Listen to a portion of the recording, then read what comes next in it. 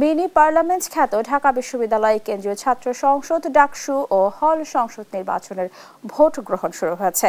সকাল ৮টা শুরু হওয়ায় এই ভোট গ্রহণ চলবে বিকাল ৫টা পর্যন্ত।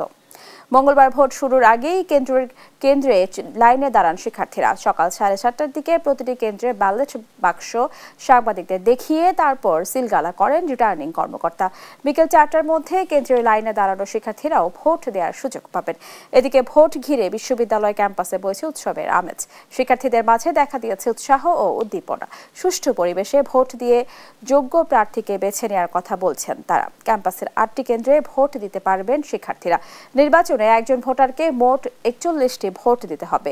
এর মধ্যে কেন্দ্রীয় সংসদে 28টি ও হল সংসদে 13টি পদে। ডাকসুতে মোট 39,874 জন ভোটারের মধ্যে ছাত্রী ভোটার 18,959 জন এবং ছাত্র 20,915 জন।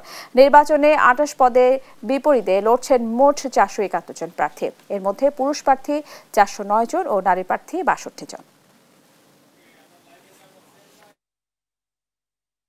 সাধারণ মানুষ যে অনেকদিন পরে আমরা ডাকসু নির্বাচন পেয়েছি, প্রায় দীর্ঘ 6 বছর পরে, তো সবার মাঝে একটা উৎসবমুখর পরিবেশ বিরাজমান করতেছে।